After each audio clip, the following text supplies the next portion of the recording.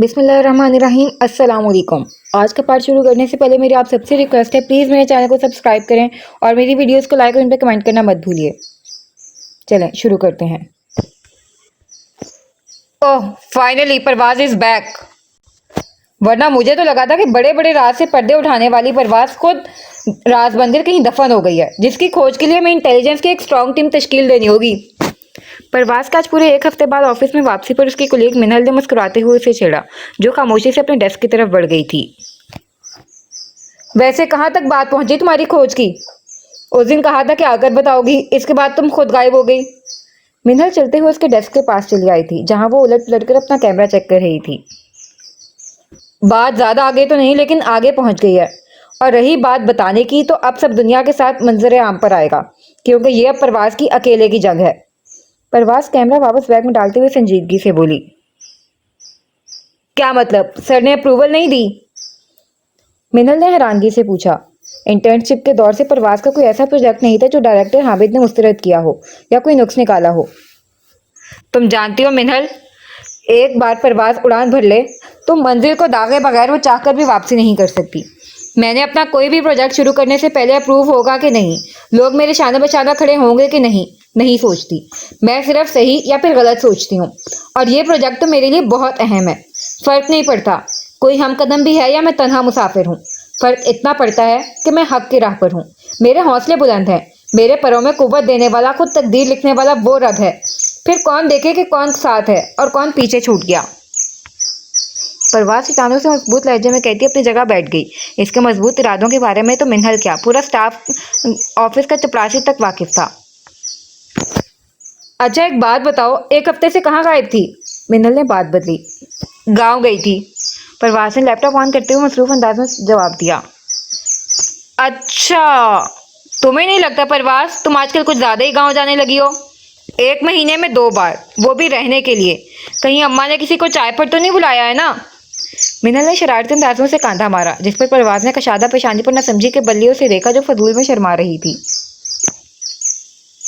अम्मा किसी को चाय पर बुलाए, कॉफी पर बुलाए या फिर मुस्तकिल रहने के लिए बुला ले, उससे मेरे गांव जाने या ना जाने का क्या ताल्लुक? परवाज इससे मुसलसल खुद को कांधा मारता देख जिद होकर पूछ गई। शायद तुम्हारी शादी का ख्याल दिल में आया है, इसीलिए अम्मा ने तुम्हें उन्हें चाय पे बुलाया है। मिनल ने आंखें पटपटाकर नहायत बुरे तरीके से गाने का बेड़ा गर्क किया था, जिस पर परवाज ने नफी में सर हिलाया। और तुम्हारे मुताबिक मैं, यानी मैं परवाज एक बार नहीं 4-4 बार शर्माते हुए आंखें पटपटाकर बेवकूफों की तरह चाय की ट्रे हाथों में थामे, बल खाती हुई दांतों में चबाती मधुबाला बनकर गई होगी, है ना? परवाज ने लैपटॉप वैसे ही खुला छोड़कर दोनों हाथ सीने पर बांधते हुए कमाल संजीदगी से नक्शा खींचा था। अस्तगफिरुल्लाह यार, खुदा का खौफ मुझ में भी बाकी है। बंदा इतनी भी गलत फहमी नहीं पाल सकता। कहाँ परवाज, कहाँ ये सीन? मिनल ने दोनों कानों को हाथ लगाए, जिस पर परवाज के जहन पर के पर्दे पर छम से 2 दिन पहले का सीन बेदार हुआ था। माय गॉड, ये अम्मा ने कहाँ फंसा दिया मुझे। वो इंस्पेक्टर था कि जोकर को इतना कैसे बात कर सकता है, वो भी एक अजनबी से। इतना तो मैं 1 महीने में नहीं बोलते जितना वो मोहतरम 1 घंटे में बोलते हैं। अगर 1 और घंटा इस बंदे के साथ रह जाती तो सच में गाउंटी मुंतहा नहीं बाकी रहना था। जर्नलिस्ट परवाज की तो छुट्टी थी, मिस्टर नॉन स्टॉप इंस्पेक्टर ना हो तो। अपने कुछ दिन पहले के हुलिये के साथ साथ इरफान का ख्याल आते ही परवाज ने बेसाख्ता झुरझुरी ली थी। क्या हुआ यार, क्या सच में कोई रिश्ता विश्ता पक्का कर आई हो? मिलन ने उसकी आंखों के आगे चुटकी बजाई। पूरे का पूरा निकाह खड़का आई हूँ, ये रिश्ते का पूछ रही है। परवाज बड़बड़ाते हुए वापस लैपटॉप की तरफ मुतवज्जा हुई। वैसे अगर अम्मा तुम्हारे लिए लड़का ढूंढेगी तो कौन कौन सी क्वालिटी तुम अपने लाइफ पार्टनर में चाहोगी? मिनल को अचानक क्या सूझी कि उसने यह अजीब सवाल दागा। बस वो बोलता कम हो। परवाज के लबों से बेसाख्ता फिसला। हाँ हाँ, लड़के तो वैसे ही कम बोलते हैं, कोई और क्वालिटी बताओ। मिनल ने कहका लगाते हुए इसकी मालूमात में इजाफा किया, जिस पर लैपटॉप पर चल रही परवाज की उंगलियां रुकी थीं। इस शदीद किस्म की गलत फहमी में तुम्हें किसने मुब्तला किया कि लड़के कम बोलते हैं? बल्कि लड़के तो इतना बोलते हैं कि सुनने वाले के कान से धुआं निकल आए। परवाज के लहजे में लफ्ज नहीं तजर्बा बोल रहा था। जहन में टेप रिकॉर्डर की तरह अरसलान की बातें रिवाइंड हो रही थीं। हैं? इतना बोलने वाला लड़का तुम्हें कहाँ मिला? मिलन ने उसके ठोस लहजे पर मुंह खोले पूछा। कहीं नहीं, तुम जाओ अपने काम पर, मैंने ये कंप्लीट करके सर को दिखाना है, फिर अपने प्रोजेक्ट के सिलसिले में बाहर जाना है। परवाज सर झटकती हुई लैपटॉप की तरफ मुतवज्जे हुई। मिनल ने भी खामोशी से अपने डेस्क पर चली गई थी। अब अगला सीन। हान, आपको पता है आज मेरी ड्यूटी ओटी में थी। पहले तो मैं बहुत एक्साइटेड थी क्योंकि पिछले एक हफ्ते से मेरी ड्यूटी चिल्ड्रन वार्ड में चल रही थी। लेकिन पता है, फिर जब मुझे पता चला कि ओटी में डॉक्टर आसिम है, मेरी तो जान ही निकल गई क्योंकि पूरे हॉस्पिटल में वो खड़ूस के नाम से मशहूर हैं। और दीवा की बात अभी दरमियान में ही थी कि अहान के एक छलांग के साथ झूले से उतरकर उसके मुकाबिल खड़ा हुआ था। क्या मतलब? उसने कुछ कहा? आपको डांटा क्या? आप बताएं, कल ही हॉस्पिटल जाकर उसकी तबीयत साफ करता हूँ। उसकी हिम्मत कैसे हुई एसपी अहान अली की बेस्ट फ्रेंड से ऊंची आवाज में बात भी करने की? अहान दीवा को दोनों कंधों से थामे जज्बाती अंदाज पर सवाल कर रहा था और दीवा नफी में सहलाते से चुप रहने का इशारा कर रही थी। दीवा बताएं भी, क्या बैल की तरह सर हिला रही हैं? अहान परेशान हुआ। हान, आप में कब से उस उल्टी खोपड़े वाले इंस्पेक्टर के हार्मोन्स एक्टिव हो गए? दीवा ने परेशानी से इस्तफसार किया। मतलब? अपनी फिक्र पर उसका अजीब सवाल सुनकर अहान ने अचंभे से उसे देखा। मतलब ये एसपी हान साहब, पहले पूरी बात तो सुनने, जज्बाती क्यों हो रहे हैं? दीबा ने आराम से कहते हुए उसे वापस अपने बराबर झूले पर बैठने का इशारा किया था, जिस पर अहान चुपचाप उसकी शक्ल देखता बैठ गया। आजकल वो खुद अपनी कैफियत समझने से कासिर था। न दीबा के पास सुकून मिलता था, न उससे दूर। मतलब मैं ये बता रही थी कि वहाँ डॉक्टर आसिम का सुनकर मैं बहुत डर गई थी। कुछ मेरे कोलीग्स ने भी डरा दिया कि बहुत स्ट्रिक्ट हैं, लेकिन दर हकीकत तो डॉक्टर आसिम काफ़ी ग्रेसफुल से सुलझे मिजाज के इंस्पायरिंग पर्सन है। आपको पता है कितने अच्छे से उन्होंने मुझे ट्रीट किया। मुझे बिल्कुल अपने पास खड़ा करके एक एक चीज़ समझाई। इवन उन्हें एक एक टूल मैंने खुद उठा कर दिया। हाँ, मैं बता नहीं सकती मैं कितनी खुश हूँ, कितनी इंस्पायर हुई हूँ मैं उनकी पर्सनैलिटी से। दीबा दोनों हाथ आपस में रगड़ती इश्तियाक से बोली, जिस पर अहान की पेशानी पर बल नमूदार हुए थे। इसमें इतना इंस्पायर होने जैसा क्या है दीबा? सीनियर डॉक्टर होने के नाते उनका फर्ज है कि वो आप लोगों को अच्छे से डील करें। अहान साहब को अपने दोस्त के लबों से किसी और की तारीफ जरा बर्दाश्त नहीं हुई थी, तभी जलकर बोले। होने जैसा है ना हान, उनकी पर्सनैलिटी ही ऐसी है कि बंदा ना चाहते हुए भी असीर हो जाए। दीवा मैडम ने हद से ज्यादा मुतासिर अंदाज में कहते हुए जले पर नमक छिड़का था, जिस पर अहान मिला के झूले से नीचे खड़ा हुआ। आप वहां ड्यूटी करने जा रही हैं इंस्पायर होने? अहान ने आंखें सुकेड़कर जलते भुनते लहजे में पूछा। वो बचपन से दीपा का सुपर हीरो रहा था और दीपा हमेशा से उसकी असीर रही थी और वो उसका। उनकी अजीम दोस्ती में किसी तीसरे की जगह कभी थी ही नहीं। दोनों के लबों पर एक दूसरे के अलावा किसी का नाम कभी नहीं आया था। फिर आज वो कैसे उन लबों से किसी आसिम वासिम का नाम बर्दाश्त कर लेता? ये जाली डॉक्टर है, वहां सिर्फ लोगों को बेवकूफ बनाने जाती है, बिल्कुल उन डॉक्टर के कीड़े मकोड़ों वाली राइटिंग की तरह। अरसलान ने इत्मीनान से झूले की तरफ आते हुए अपना नुक्ता नजर पेश किया। तुम उल्टी खोपड़े वाले इंस्पेक्टर, तुम बाज क्यों नहीं आ जाते? दीवा उसकी फजूल एंट्री पर दांत पीसते हुए उसकी तरफ बढ़ी। मैं शरीफ हक बात करने वाला ईमानदार इंस्पेक्टर अगर बाज आ गया तो व्हाइट कोट वालों ने तो पूरी दुनिया को लूट खाना है। अरसलान साहब बड़े अंदाज में कहते हुए झूले पर फैले के पीछे क्राउन पर हाथ टिकाकर शाही अंदाज में बैठे थे, जबकि दीवा उसके नए तबसरे पर तिल मिलाकर रह गई थी, जबकि हान साहब अपने ही गम में थे। तुम शरीफ, कुछ तो छोटी मम्मा की तरबियत का पास रख लो। दीवा ने जैसे गुजारिश की। उन्हीं की तरबियत का तो कमाल है जो मैं शरीफ हूँ। जवाबी कार्रवाई में भला अरसलान का कोई सानी था। तुम यहाँ किस सिलसिले में तशरीफ लाए हो वो बताओ। दीवा को तिल मिलाता देख अहान आंखों से उसे खामोश रहने का इशारा करता झूले पर नवाबों की तरह पीछे दोनों हाथ टिकाकर बैठे अरसलान से सवाल कर गया।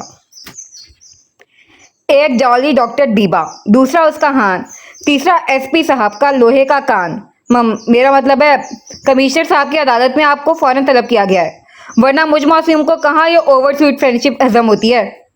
अरसलान ने सीधे होते हुए वजह बताई, जिस पर अहान से घूरी से नवाजता उजलत में सीनों की तरफ कदम बढ़ा गया। तुम क्या घूर रही हो पकाओ डॉक्टर? अरसलान दीबा को दोनों हाथ कमर पर जमाए खुशमगीन नजरों से खुद को घूरता देख सवाल कर गया। बड़े बाबा के दो संतान, एक जिम्मेदार अहान, दूसरा निठल्ला गैर जिम्मेदार कमीना अरसलान। लो हो गया हिसाब बराबर, मरो अब तुम यहाँ। दीबा दांत पीस कर कहते धप धप करती वहां से सीढ़ियों की तरफ बढ़ी। रिदम सही नहीं जमा जाली डॉक्टर। अरसलान ने पीछे से हाथ लगाए, जिस पर दबा कुछ और धप धप की आवाज पैदा करते वहां से निकल गई थी।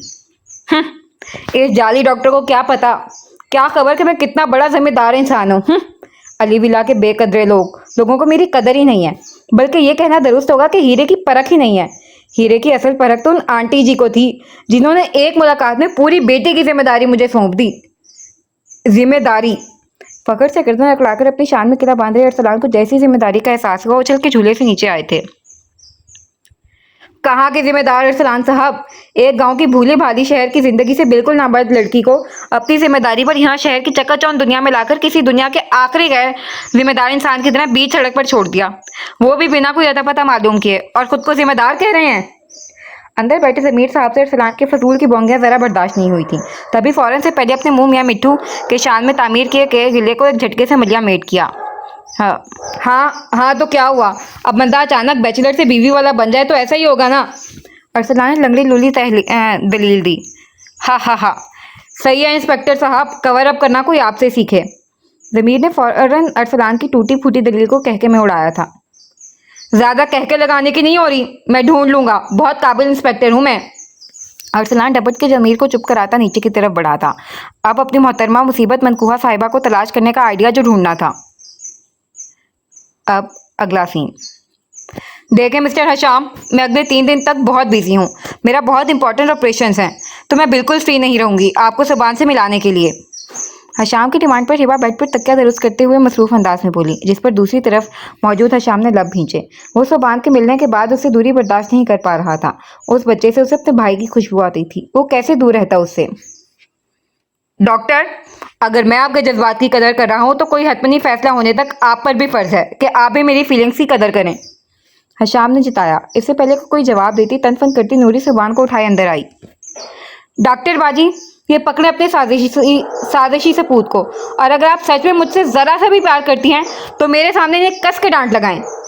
नूरी ने सुर्ख भालू वाले स्वेटर में मलबूस सुबान को हिबा को पकड़ाते हुए अपनी मोहब्बत का वास्ता दिया था, जिस पर हिबा और फोन की दूसरी तरफ मौजूद हशाम दोनों मुतवज्जे हुए थे। ऐसे नहीं कहो मेरे मासूम शहजादे के बारे में। हिबा फोन बेड पर रखती सुबान के मासूम चेहरे के झांसे में आ गई, जो मासूमियत की तस्वीर बना आंखें पटपटा रहा था। मासूम रहने दें डॉक्टर बाजी, एक नंबर के साजिशी हैं। नूरी अपने दुश्मन को मासूम का लकब मिलता देख बिलबिला उठी थी। अच्छा भाई बताओ, अब कौन सा कारनामा अंजाम दिया है दोनों ने मिलके? हिबा सुबान को लेकर बेड पर बैठती हमतन गोश हुई, जबकि बेड पर रखे फोन के दूसरी जानिब हशाम का अंग अंग भी कान बना था अपने शहजादी की नटखट शरारत सुनने के लिए। देखें, सोवी बाबा अपनी छोटी वाली कार लेकर किचन में आए। नूरी ने हाथ में पकड़ा छोटा सा टॉय कार हिबा के हाथ पर रखा। आगे?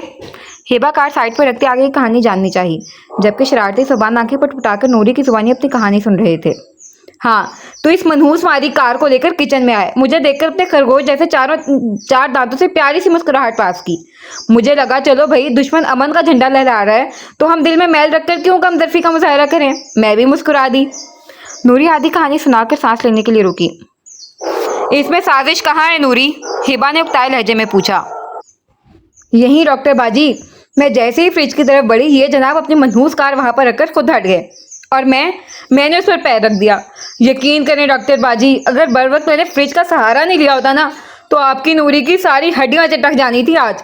और आपको पता है, मुझे गिरता देख ये जनाब दुश्मनी का पूरा फर्ज निभाते हुए दोनों हाथों से तालियां पीट पीट कर किलकारियां मारने लगे। आखिर में नूरी रूहान सी हुई, जिस पर हिबा ने तो लब भींचकर मुस्कुराहट जब्त कर ली, लेकिन हशाम का कहका उबल गया था। अब डांटे आप इन्हें। नूरी वापस अपने मौकफ पर आई। नूरी, क्या बचकानी बात है, भला 11 माह का बच्चा क्यों दुश्मनी निभाने लगा? हिबा को 100% यकीन था उसके शहजादे ने ये सब किया होगा, लेकिन माँ थी, कहाँ अपने बच्चे की गलती कबूल करती। जबकि नूरी के लटके होंठ देख सुबान साहब के 4 खरगोश वाले दांत वापस बाहर आए थे। आंखों में शरारती चमक थोड़ी पर पड़ता गड़ा सभी शरारत की अलामत थी।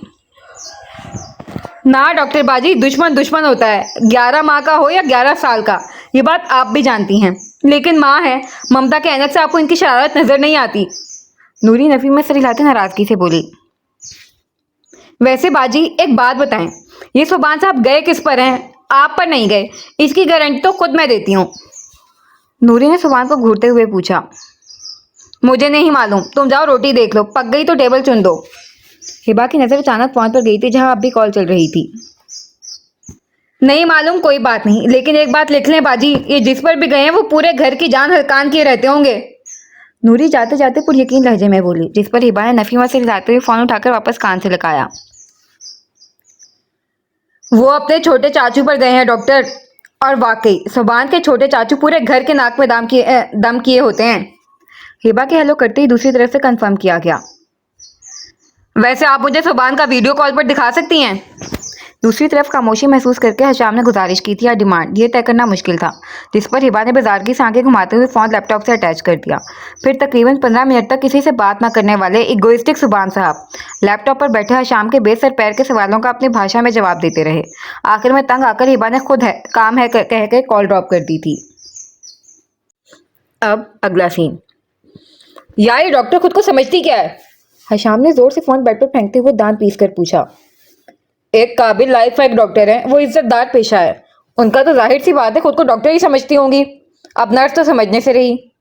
राफी ने टाइपिंग करते हुए काफी इत्मीनान से जवाब दिया था, जिस पर हशाम के पेशानी के बलों में इजाफा हुआ था। वैसे खूबसूरत भी है, खुद को हसीन और जमील मगरूर शहजादी भी समझे तो कोई बुराई नहीं है। राफी ने फोन से नजर हटाए बगैर एक और जवाब दिया, जिस पर हशाम ने गुस्से के उबाल को कंट्रोल करने की कोशिश में आंखें घुमाई थीं। इसके अलावा वो खुद को सुबान की मामा। राफे को दोबारा मुंह खोलता देख हशाम ने तंबिया करने के अंदाज में उसका नाम लिया था। अच्छा भाई, बुरा क्यों मना रहा है? तू बता दे, तुझे क्या लगता है? राफे ने फोन में ही मसरूफ दिला दिली का मुजाहरा करते हुए मौका हशाम को दिया था, जिस पर हशाम मुठिया भींचता उसके सर पर पहुंचा। जवाब मुंह से दूं या हाथ से? लेकिन तुझ जैसे बगैरत लानते इंसान के लिए लात बेहतर रहेगा। हशाम ने जबड़े भींच कर पूछा। उसका दिमाग वैसे ही बहुत घुमा हुआ था। उस पर राफे साहब के इरशादात ने तो रही सही कसर ही निकाल दी थी। अरे अरे मेरे शेर, मेरे चीते, मेरे खोते, मेरा मतलब है मेरा यार जिगर, बता क्या मसला है? मुझे लगा तू रैंडम सवाल कर रहा है, तो बस मेरी बेलगाम जुबान फिसल गई। हशाम की तेवरी चढ़ी देख राफे फौरन फोन साइड पर रखता इंसान बना था। मसला मेरी लाइफ में उस डॉक्टर के अलावा क्या मसला हो सकता है? पता नहीं मोहतरमा खुद को समझती क्या है। जब से डॉक्टरनी साहिबा से सामना हुआ था, मोहतरम ज्यादा राफी के फ्लाइट में ही पाए जाते थे। अभी भी सुबह से वो राफी के फ्लाइट पर मौजूद था, सुबान से बात करने के लिए, लेकिन डॉक्टरनी साहिबा के मिजाज ही नहीं मिल रहे थे। देख मेरे भाई, एक बार फिर दोहरा रहा हूँ, वो डॉक्टर है, खुद को डॉक्टर ही समझती है, क्योंकि उनकी शक्ल हम बेरोजगार बेगैरतों जैसी नहीं है। अब तो मुझे असल मसला बताना पसंद करेगा, या मैं वो समझती क्या है, सोचती क्या है, वो क्या है, जैसे गन शूट क्वेश्चंस का फंदा बनाकर सूली पर लटक जाऊं। राफी अब के जिद चुका था। उसके मुसलसल कमरे में चल रहे मार्च से तंग आकर ही उसने फोन उठाया था, लेकिन उस बेसकून बंदे को उसमें भी सुकून नहीं मिला था। तुम्हें पता है, वो सिर्फ डॉक्टर नहीं, दुनिया की आखिरी जेलस डॉक्टर है। हशाम ने भींचे अंदाज में राफी की मालूमात में इजाफा किया, जिस पर राफी ने आईब्रो उठाए। और ये अजीम सोच आपने किस लाइब्रेरी में जाकर की? राफी का अंदाज 100% तंजिया था। बकवास नहीं कर, जेलस है वो। तू देखता नहीं, जब मैं सुबान से बात करता हूँ, उसे प्यार करता हूँ, कैसे कटेली नजरों से मुझे देखती है। और मैंने बताया था ना, परसों मैंने सोबी को कॉल की थी, और मैंने और सोबी ने बहुत सारी बातें की। और वेट हशाम, तूने और सुबान ने, मतलब 11 माह के सुबान जिसे सिर्फ मम्मा के अलावा कुछ बोलना नहीं आता, उसने तुझसे बात की। वाह वाह भाई, महान इंसान। अब तो मैं बनफ्से नफीस से खुद तुझसे जलन महसूस कर रहा हूँ। राफी उसकी बात दरमियान में काट कर इस्तेज़ाई अंदाज में बोला, जिस पर हशाम ने उसे सुर्ख आंखों से घूरा था। सुन मेरी बात, मैंने वाकई बात की थी अपने शहजादे से, ओके? और उसने अपने चाचू को रिप्लाई भी किया था, जो उन दुनिया की कोई आखिरी जेलस मखलूक को बर्दाश्त नहीं हुआ, और झूठ मूठ काम है का बहाना बनाकर मेरी सुने बगैर कॉल ड्रॉप कर दी। और पिछले 3 दिन से मैं उस डॉक्टर को कॉल कर रहा हूँ सुबान से बात करने के लिए, जो अतरंगी बहाने बना बनाकर वो मोहतरमा टाल रही है। हशाम ने झुंझुलाए लहजे में अपनी बात पर जोर दिया था, जिस पर राफी अपनी जगह सीधा होकर बैठा। यार गलत बात भी तो है ना, वो अजनबी लड़की क्यों तुम्हारी कॉल लेगी बार बार? क्या मतलब है इस बात का? मैं कोई लोफर लफंगा हूँ जो उन्हें छेड़ने के लिए कॉल करता हूँ? मेरा बच्चा है उन मोहतरमा के पास। हशाम की पेशानी की रगें फौरन तनी थीं। अपने दोस्त के जलाल पर राफी नफी में सर हिलाता वहां उठकर किचन की तरफ बढ़ गया था। फिर कुछ ही देर में हाथ में 2 कॉफी के मग थामे वापसी हुई थी। अब कट टू कट, मतलब फाइनल डिसीजन बता तेरा। राफी उसकी कॉफी उसे थमाते हुए हतमनी अंदाज में बोला, जिस पर हशाम ने पेशानी मसली थी। देख यार, मेरा दिमाग उलझ गया है। मैं बिल्कुल इस टॉपिक पर किसी नतीजे पर नहीं पहुंच पा रहा, और इसकी वजह तू है। हशाम ने दांत कचकचाते हुए राफी की तरफ उंगली की थी, जिस पर राफे का मुंह खुला। मैं कैसे? राफी ने अपनी हैरत पर काबू पाते हुए वजह जाननी चाहिए। वो ऐसे कमीने इंसान कि जिस दिन से तूने हिटलर के अंदाज में वो लंबी चौड़ी तकरीर की, खासकर उस डॉक्टर और तहसीन चाची का मुआवजना किया, तब से मुझे तहसीन चाची में वो डॉक्टर और उस डॉक्टर में तहसीन चाची नजर आ रही है। और मेरे हतमनी फैसले तक पहुंचने से पहले सब। हशाम ने नफी में सर हिलाते हुए पेशानी मसली। घर में हर वक्त तहसीन बेगम और सलान की मोहब्बत देख वो चाहकर भी कोई सख्त कदम नहीं उठा पा रहा था, जबकि कोशिश पूरी होती थी, लेकिन फिर वही तहसीन बेगम का चेहरा सामने आकर सारा बना बनाया खेल बिगाड़ जाता था। भाई मुझे इल्जाम ना दे, मैंने तो तुम्हें हकीकत से रूबरू कराया है, और हकीकत तस्लीम करना मुश्किल तो होता है। और अगर तू हकीकत से नजरें चुरा कर अपनी चलाना चाहता है तो जाकर छीन ला जोरे बाजू पर अपने खून को, और दे दे कमजोरी का सबूत। क्या बिगाड़ लेगी वो डॉक्टर तेरा? लेकिन फिर सवाल ये उठेगा कि तू घर में सुबान को क्या कहकर वो तारीफ कराएगा।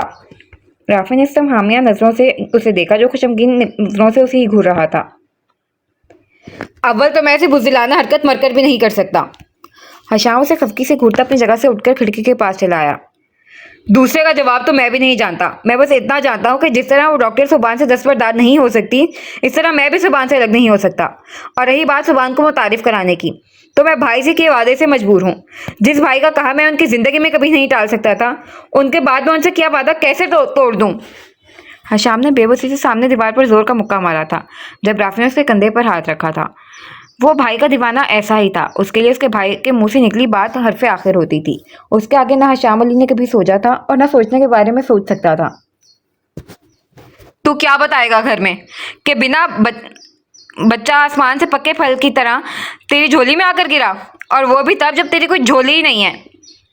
आखिर में राफे का अंदाज शरारती हुआ था, क्योंकि एहतशाम को याद करके अपने यार की आंखों के भीगे कोने से छुपाने नहीं रह सका था। वही तो कह रहा हूं ना यार, कुछ नहीं जानता। बस इतना जानता हूं कि वो मेरे भाई का खून है, जिससे मुझे अपने भाई की खुशबू आती है, जिसे प्यार करके मैं अपने भाई को महसूस करता हूँ, जिसकी नन्ही किलकारियों में मुझे अपने भाई का कहका सुनाई देता है। हशाम ने आंखें मीच कर सहन के पर्दे पर सुबान को लाते हुए लाचारी से बोला। और उस डॉक्टर का क्या? उसके भी यही अल्फाज हैं कि वो सोबी से दस्तबरदार नहीं हो सकती। वो उनका वाहिद रिश्ता है। सुबान से उन्हें अपने दोस्त की खुशबू आती है, एंड मोस्ट इम्पॉर्टेंट, उस डॉक्टर की वजह से ही आज सुबान जिंदा है। अगर वो नहीं होती तो भाभी का वो सफाक भाई न जाने हमारे शहजादे के साथ क्या करता, और अब भी कर सकता है।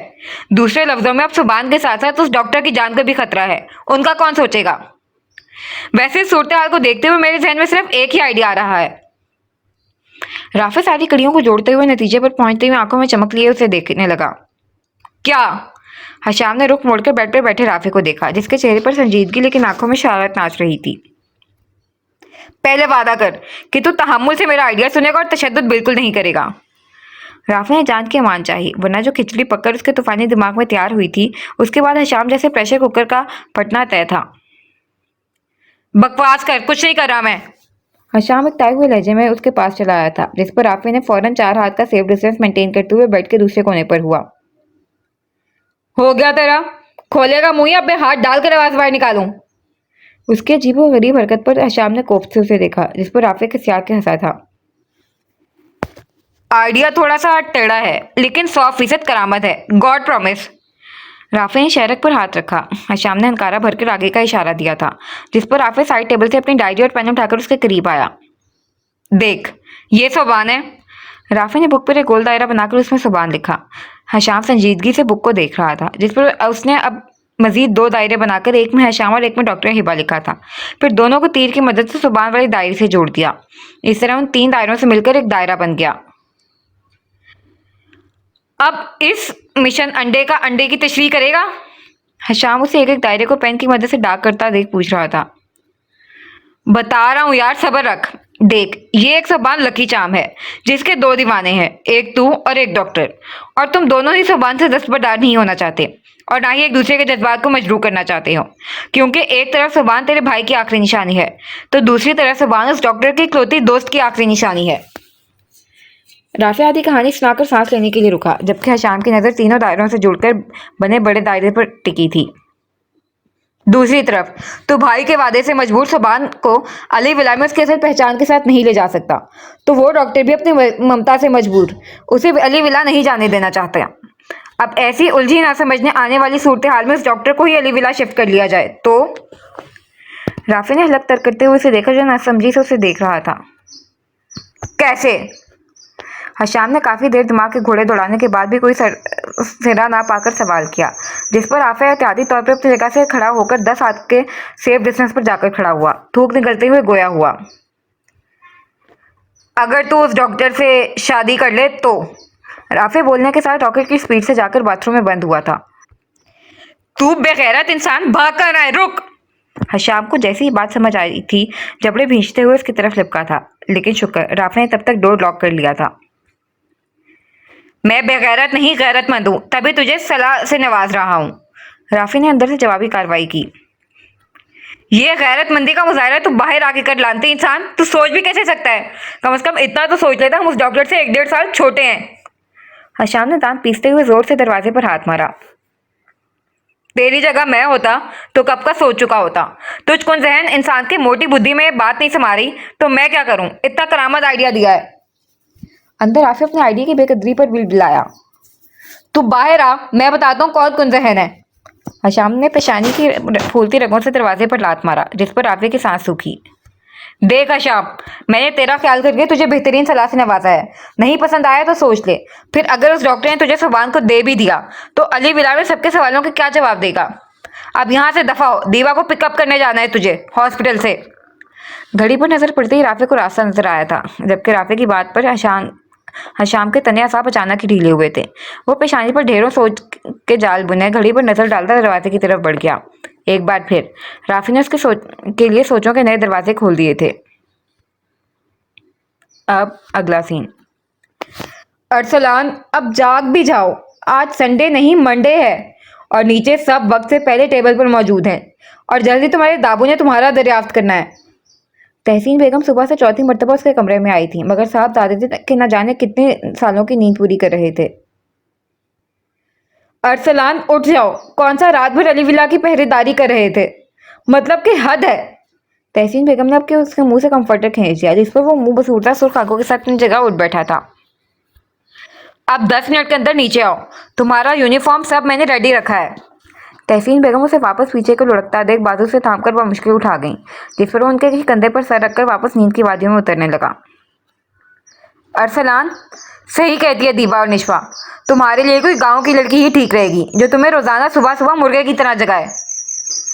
तहसीन बेगम उसके हल्के खराटों की आवाज पर जिच होकर बोली, जिस पर अरसलान साहब कच्ची नींद से तड़पकर उनसे अलग होते हुए 2 कदम पीछे हुए थे। आप लोगों की बेवक्त की दुआ आदि बददुआ बनकर तो वैसे ही लग चुकी है, और क्यों मुझ मस्कीन पर जुल्म कर रहे हैं? नींद के खुमार से सुर्ख हुई आंखों में सिर्फ आंसुओं की कमी थी, वरना बिखरे बाल, रोनी आवाज, लटके होंठ सबके चेहरे पर मस्कीनी जाहिर करने में पेश पेश थे। अस्तगफिरुल्लाह, अल्लाह न करे कभी मेरे बच्चे को बदुआ लगे। तहसीन बेगम ने दहलकर सीने पर हाथ रखा था, आंखों में नमी उतर आई थी, लेकिन अरसलान साहब की मजलूमियत जारी थी। अब सुबह शाम वक्त बेवक्त दुआ करेंगे तो कोई तो कबूल होगी ही ना। अरसलान मसनूई नाराजगी से बोला, फिर खुद को नम आंखों में खफकी लिए घूर रही तहसीन बेगम के करीब आया। अब ये इन खूबसूरत आंखों से बदनुमा नमकीन पानी को साफ करें, मुझे बुरे लग रहे हैं आपकी आंखों में। अरसलान ने लटके होंठों के साथ उनकी आंखें साफ की थीं, जिस पर तहसीन बेगम ने बेसाख्ता उसका चेहरा हाथों में थामकर पेशानी का बोसा लिया था। अल्लाह तुम्हें हर बला से महफूज रखे अरसलान, तुम नहीं जानते तुम मेरे लिए क्या हो। तहसीन बेगम ने नम लहजे में कहते हुए उसके बाल संवारे थे। प्यासे से ज्यादा पानी की अहमियत और तरसी ममता से ज्यादा औलाद की नेमत की अहमियत कोई नहीं जान सकता। मैं आपके लिए जो भी हूँ, लेकिन आपके जल्लाद शौहर के लिए तो सिर्फ एक जूनियर ऑफिसर हूँ, जिस पर वो हर वक्त जुल्म के पहाड़ तोड़ते रहते हैं। डोर फ्रेम में शाम के साथ खड़े कमिश्नर साहब पर नजर पड़ती और सलान की जुबान में खुजली हुई थी। अब आप मेरी बीवी से खुद अलग होंगे या मैं कोई जल्लादों वाला हथकंडा आजमाऊं? कमिश्नर साहब उसे मसनूई खफगी से घूरते हुए अंदर चले आए थे, जबकि हशाम वहीं खड़ा फिर तहसीन बेगम में डॉक्टर हिबा को देख रहा था। साथ दिमाग में राफे की 3 दिन पहले की बातें भी गर्दिश कर रही थीं। कमिश्नर साहब, क्या आप नहीं जानते, एक बच्चे को उसकी माँ से और एक माँ को उसके बच्चे से अलग करना इस दुनिया का सबसे बड़ा जुल्म है। अब आप ऐसे खुलेआम जुल्म करेंगे तो मेरा बच्चा जल्लाद तो कहेगा ही ना, फिर बुरा क्यों मनाना? तहसीन बेगम अरसलान को अपने नज़दीक करते हुए मजाक में बोली, लेकिन ये बात पीछे खड़े हशाम के दिल पर जाकर नक्श हो गई थी। उसने बेसाख्ता पहलू बदला था, वरना राफे के फजूल मशवरे के बाद उसने यही सोचा था कि कुछ पल के लिए दिल को कठोर करके उस डॉक्टर से सुबान को लेकर वापस फ्रांस के लिए रवाना हो जाएगा, बाकी का बाद में देखा जाएगा। बेगम, कमिश्नर साहब ने सदमे से अपनी बेगम को देखा, जो अपने बच्चे के सामने उन्हें किसी खाते में नहीं लाती थी। क्या बेगम? तहसीन बेगम मुस्कुराहट दबाते हुए पूछ गई, जिस पर कमिश्नर साहब ने नफी में सर हिलाया। हाँ, आज साबित हो गया, एक औरत अपने बच्चे से ज्यादा किसी से मोहब्बत नहीं करती, अपने इकलौते शौहर से भी नहीं। हमें आपसे ये उम्मीद नहीं थी बेगम। कमिश्नर साहब मुफ्त में इमोशनल हुए।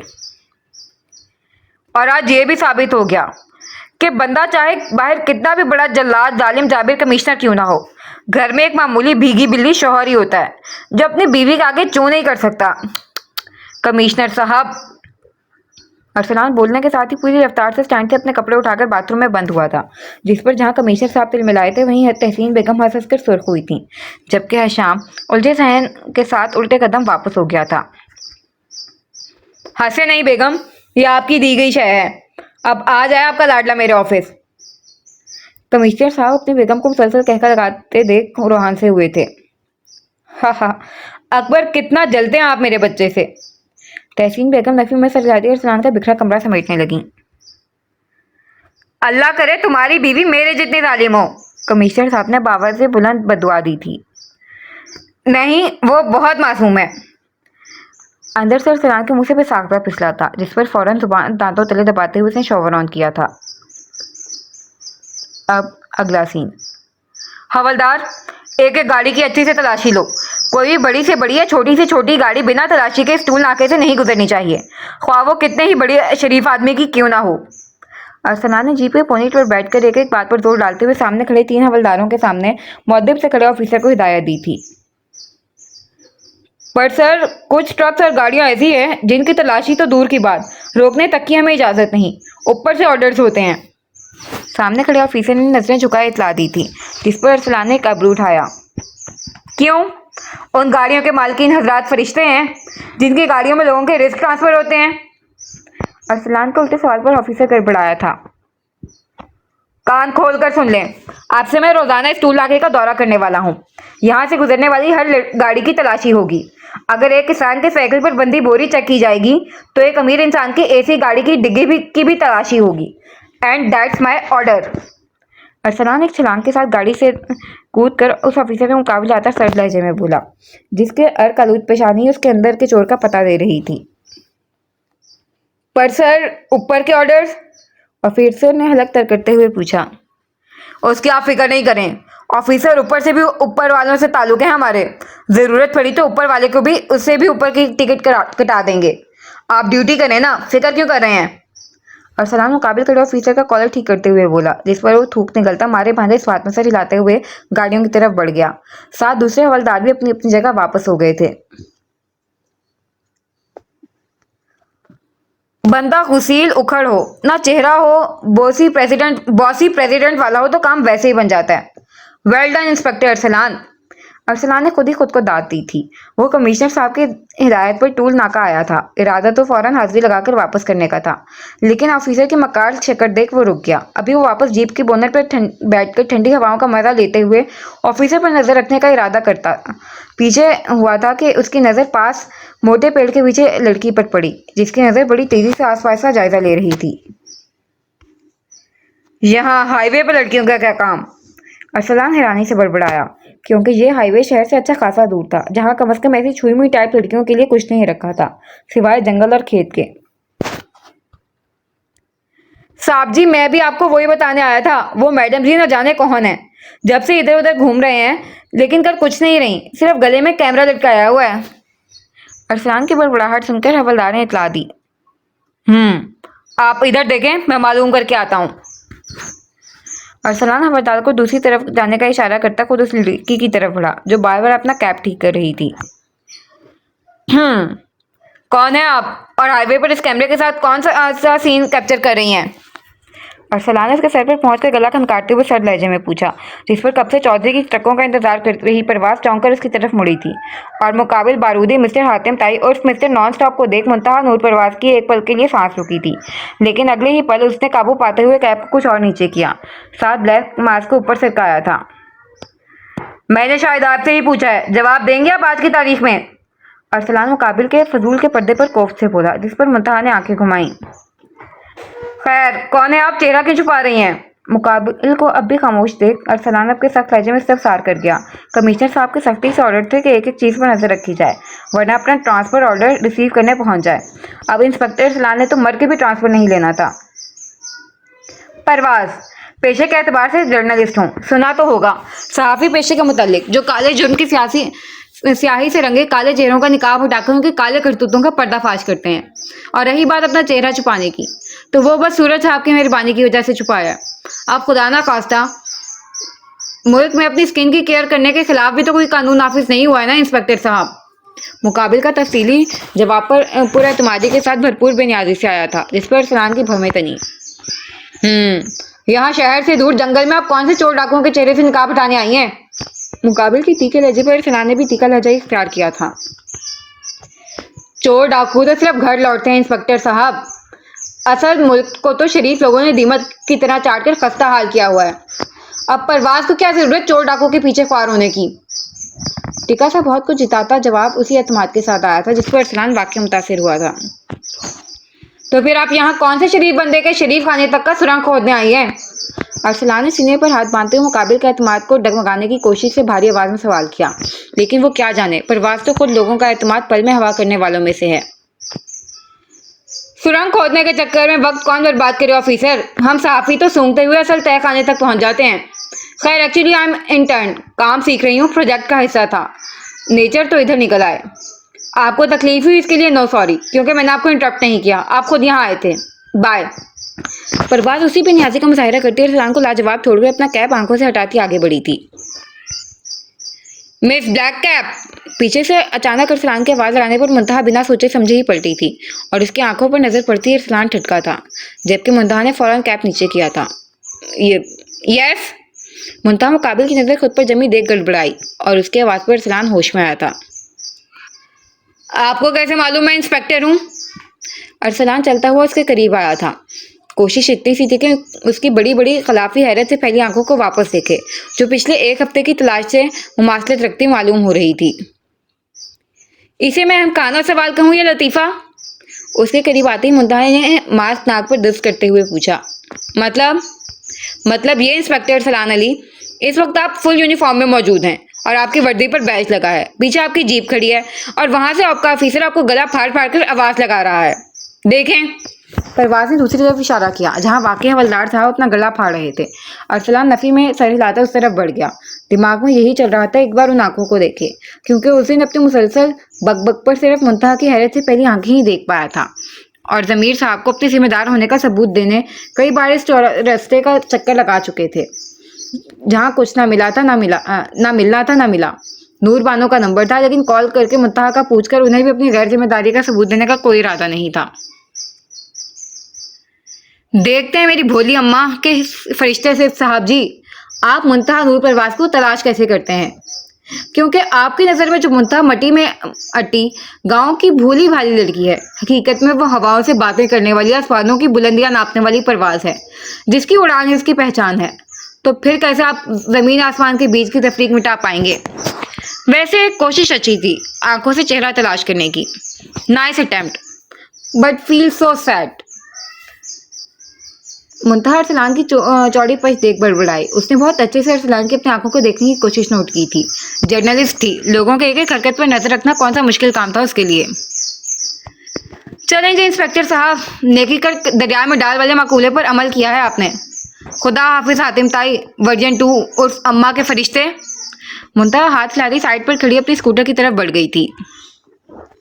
अब अगला सीन। आपके ख्याल में अदालत सुबान की कस्टडी किसे देगी? उसकी मुंह बोली आनी को या सगे चचा को?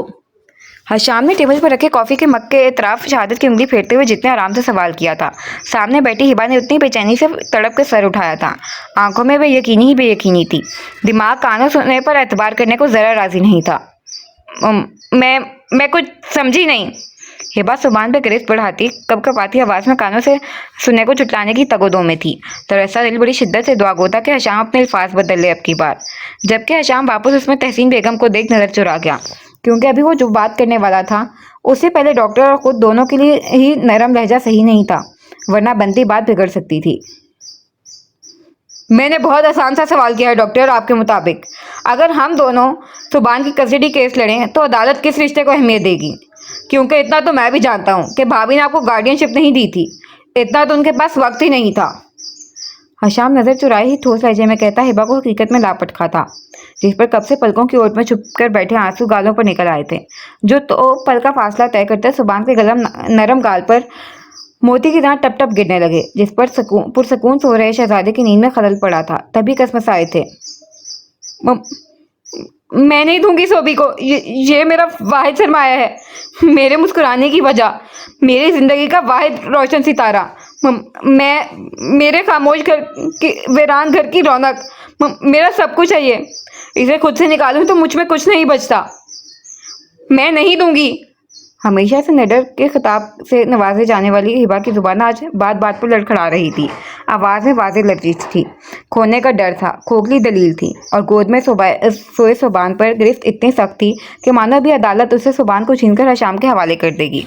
और उसके इस कदर शदीद रद्द-ए-अमल को देख हशाम को अपनी बात मुकम्मल करना दुनिया का सबसे मुश्किल तरीन काम लग रहा था।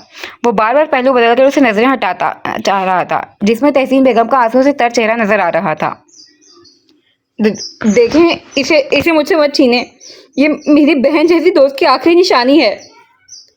दूसरी तरफ मुकम्मल खामोशी महसूस करके हिबा ने सुबान को पेशानी पर लब रखते हुए इल्तिजा की थी, जिस पर हशाम दिल बसीज कर रह गया। उसने बड़ी मुश्किल से खुद पर काबू करते हुए खुद को नरम पड़ने से बाज रखा था। अगर ये आपकी बहन जैसी सहेली की आखिरी निशानी है तो ये मेरे बाप जैसे भाई की भी आखिरी निशानी है। सो आप इस गलत फहमी से निकल आएं कि मैं सोबी को छोड़ दूंगा। ऐसे या तैसे मैं अपना खून वापस लेकर रहूंगा। हशाम बेलचक लहजे में बिना किसी लगी लिपटी के दो टोक बोला था, जिस पर हिबा की आंखों में आंसू की रवानगी आ गई थी। कोई बीच का रास्ता नहीं हो सकता? हिबा ने मुश्किल से काम लेना चाहा, क्योंकि शायद अदालत उसका कस्टडी केस भी फाइल ना करे। सुबान के सगे मालदार चचा और स्ट्रॉन्ग फैमिली बैकग्राउंड के मुकाबिल वैसे भी ये दुनिया तो ताकत वालों की ही है। रास्ता है, वाहिद रास्ता है, लेकिन है बहुत मुश्किल हम दोनों के लिए। मुद्दे की तरफ हिबा की पेशकदमी देख हशाम अपने तने आसाब भींची मुठियां और उसकी गुड़िया और जारी देख बीचे लब को ठीक करता एक सर्द पुरसकून सांस फिजा के सपोर्ट करते हुए बोला, वरना हिबा के आंसू से कमजोर कर रहे थे। करीब था कि वो हार मान जाता। मुझे फर्क नहीं पड़ता, मैं अपनी सोबी के लिए कुछ भी कर सकती हूँ, मेरा बच्चा मेरे पास रहे बस। हिबा फौरन आंसू साफ करती नई उम्मीद से बोली, गहरे गहरे सांस ऐसे ले रही थी जैसे अचानक घुटन ज़दा माहौल में ठंडी हवाओं की लहर दौड़ गई हो। देखें डॉक्टर, मेरा आपको रुलाने या हर्ट करने का कोई इरादा नहीं था, और ना ही मैं जोर बाजू आजमाकर कोर्ट कचहरी केस सुनवाए और इंसाफ तक जाकर आपकी ममता को नजरअंदाज करते हुए कम ज़र्फी का सबूत देने का इरादा रखता हूँ। लेकिन आप भी समझें, मैं भले ही ये सब ना करूँ और आपकी मोहब्बत को देखकर सुबान को मुकम्मल आपको सौंप भी दूँ, तो आपको लगता है कि मैं सुबान से मुकम्मल दस्तबरदार हो सकता हूँ? हशाम ठंडी कॉफी के कोरों पर उंगलियां घुमाते हुए ठहरे लहजे में कहता सवालिया नजरों से उसे देखने लगा, जो सांस रोके बड़ी बड़ी नम आंखों में उलझन लिए उसे देख रही थी। नहीं, मैं सुबान से अब चाहकर भी दस्तबरदार नहीं हो सकता। ख्वाह मैं आपको सुबान सौंप दूं, लेकिन मैं उससे राब्ता नहीं खत्म कर सकता, क्योंकि वो मेरे लिए उतना ही अहम है जितना आपके लिए है। तो जाहिर सी बात है, मैं सुबान से राब्ते में रहूंगा, मतलब दूसरे लफ्जों में आपसे राब्ते में रहूंगा। और मुहाफिज घराने का बेटा, खासकर एक बहन का भाई होते हुए, मुझे बिल्कुल सूट नहीं करेगा कि मैं किसी भी मकसद के लिए उस एक लड़की को कभी होटल में तो कभी पार्क में बुलाऊं, रातों को उसके फोन पर कॉल करूं, या उसके वर्क प्लेस पर जाकर बिना किसी रिश्ते के उसका इंतजार करूं। हशाम की बात पर हिबा के पेशानी पर सोचों के बल नमदार हुए थे। आखिर ये शख्स कहने क्या वाला था? आप प्लीज साफ लफ्जों का इस्तेमाल करेंगे? हिबा कुछ देर की खामोशी के बाद बोली, जिस पर पेशानी मसल रहा हशाम सीधे होकर बैठा। तो साफ बात यह है कि सुबान आपके बगैर नहीं रह सकता, मैं सुबान को नहीं छोड़ सकता और सुबान आपको नहीं छोड़ सकता। इन शॉर्ट हम तीनों एक चेन में है। सो सिंपली हमें एक साथ रहना होगा। आप और मैं बिना किसी रिश्ते के तो साथ नहीं रह सकते। आगे आप समझदार हैं। हशाम का इत्मीनान अब भी बरकरार था, लेकिन उसके इशारे पर अब की बार हिबा के रहे सहे औसान खता हुए थे। मतलब वो शख्स कह क्या रहा था? उसने बेयकीनी से हशाम की तरफ देखा, जिसके चेहरे की संजीदगी उसके इरादों की पुख्तगी का सबूत दे रही थी। बेशक वो इंसान यहाँ हर लिहाज से दुरुस्त था, लेकिन इससे आगे हिबा सोच नहीं पा रही थी। आप मुझसे छोटे हैं। काफी देर की गंभीर खामोशी के बाद हिबा ने एक लफ्ज पर खासा दबाव डालते हुए जवाब दिया। जी जानता हूँ, 1 डेढ़ साल छोटा हूँ, मेरी तो खैर है, लेकिन आपको इसे कबूल करने में ज़्यादा प्रॉब्लम होगी, क्योंकि मैच्योर लड़कियों को अपने से कम उम्र लड़के ज़रा मुश्किल से ही बर्दाश्त होते हैं, ख्वाह वो कितने ही समझदार क्यों ना हो। सो आप परेशान ना हो, ये निकाह जस्ट कॉन्ट्रैक्ट मैरिज होगा। सुबान अभी 1 साल का होने वाला है, 5 साल का होने तक समझदार हो जाएगा, फिर वो जिसे चुने सुबान उसका। कॉन्ट्रैक्ट ख़त्म। वैसे आपने ही कहा था आप सुबान के लिए कुछ भी कर सकती हैं, सो आई डोंट थिंक इस पेयर गेम में आपको कोई मसला होगा। हशाम कंधे चकाते इत्मीनान से बोला, अंदाज इतना मुतमिन था जैसे सारी प्लानिंग करके आया था, जबकि हिबा का तो मुंह ही खुल गया था इस अजीम प्लानिंग पर। इससे पहले कि वो लबकुशाई करती हशाम दोबारा बोल उठा, आई नो इट्स डिफिकल्ट, लेकिन आप भी तो सिचुएशन की डिमांड को समझें। भाभी का खबीज भाई पिछले 1 साल से सोबी के खून का प्यासा बना घूम रहा है। आप कब तक उससे सोबी को या खुद को बचाती रहेंगी? अगर आपको ये डील मंजूर नहीं तो आप सोबी को मुझे दे दें, मैं इसे लेकर फ्रांस वापस शिफ्ट हो जाऊंगा। और अगर नहीं दे सकती तो हमारे पास साथ रहने के अलावा कोई ऑप्शन नहीं, क्योंकि मैं सोबी को लेकर अब कोई रिस्क नहीं ले सकता। हसाम कतियत बुरे अंदाज में बोला, जब सुबान साहब कसमसाते हुए दोनों हाथों से वो आंखों को मसलते उठ गए।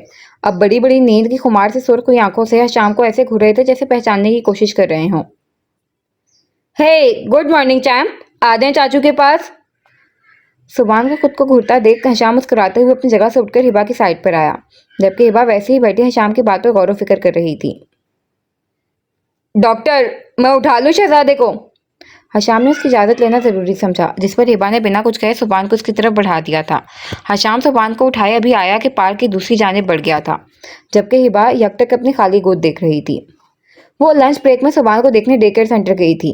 वहां हशाम को खड़ा देख जहां पेशानी पर नागवारी के बल नमूदार हुए थे, वहीं हैरानी भी हुई थी।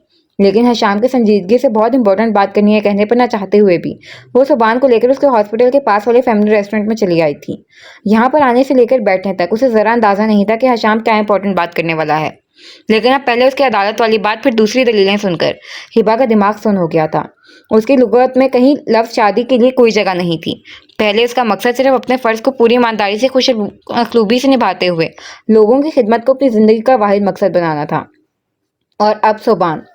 लेकिन अचानक हशाम नामी तेज हवा के झोंके ने आकर एक साथ डॉक्टर हिबा की किस्मत के कई अवराक उलटकर नई सोचों के बहुत से दरवाजे खोल दिए थे, जिससे निकलने का बस एक रास्ता था, जिस पर चलने का सोच के ही डॉक्टर हिबा ने बेसाख्ता झुरझुरी दी थी।